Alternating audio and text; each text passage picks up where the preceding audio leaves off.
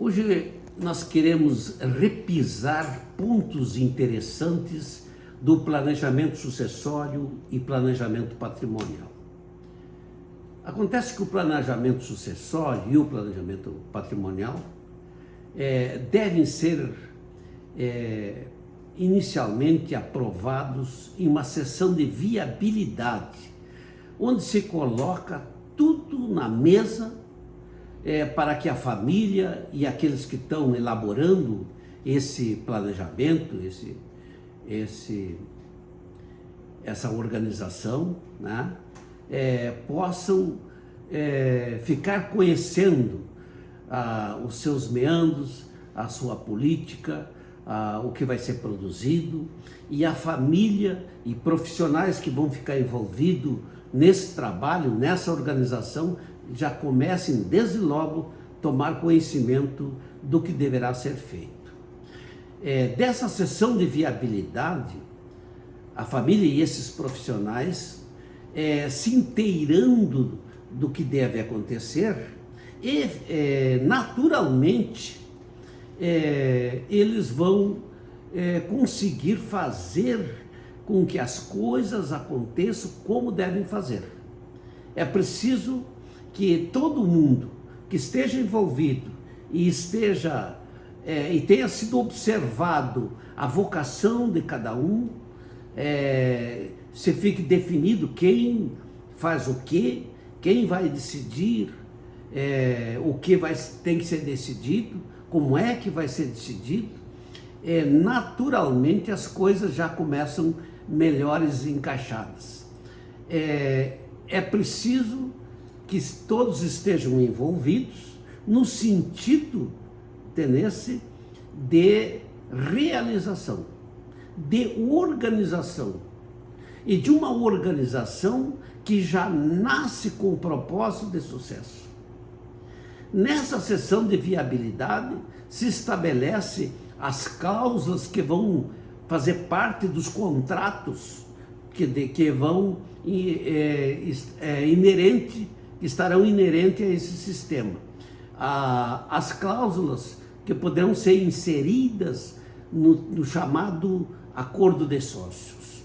É nessa hora que as cabeças pensantes deverão estar atuando e se dedicando, refletindo, estabelecendo propósitos e normalmente com todo mundo envolvido, é o caminho para fazer as coisas dar certo.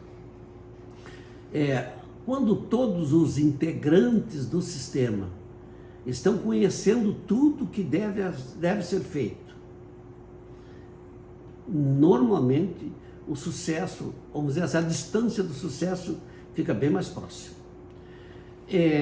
Notadamente, essa obrigação, vamos dizer assim, esse propósito, ele deve ser maior dos patriarcas. Aliás, nós entendemos que o segredo do sucesso de um planejamento feito pelos patriarcas, né, e pelos profissionais que estão envolvidos nesse planejamento, se eles conseguirem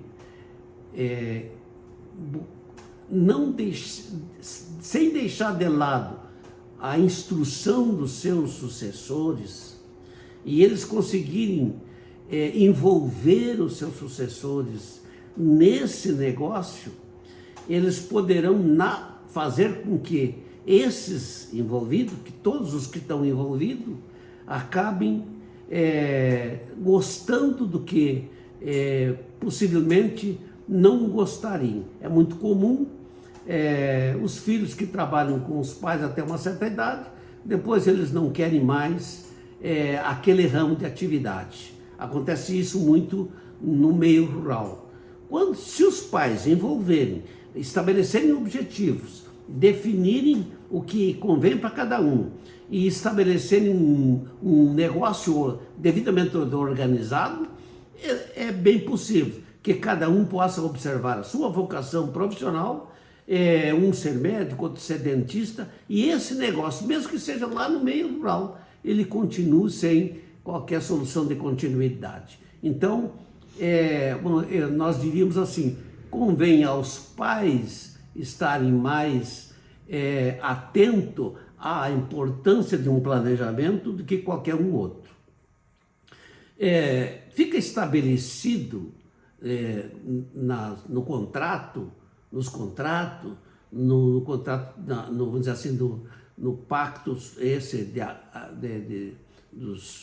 dos sócios, né, do acordo de sócios, por exemplo, a competência de cada um, o que vai inteirada do planejamento, o que vai ser produzido, os familiares, o que cada um vai fazer, a importância do sucesso por setor. É importante que dê uma certa autonomia para cada um poder ter o prazer, entendesse, de ter feito sucesso no seu setor. Essas coisas são assim. Não é interessante que os patriarcas fiquem sempre sentados em cima da chave do cofre, as decisões sejam só deles, os filhos não participam.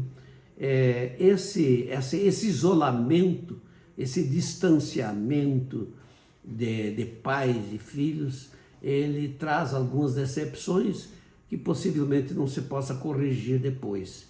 Então, saber disso que nós estamos falando e colocar na prática, evidentemente que é uma diferença muito, muito grande, mas quem quer sempre alcança.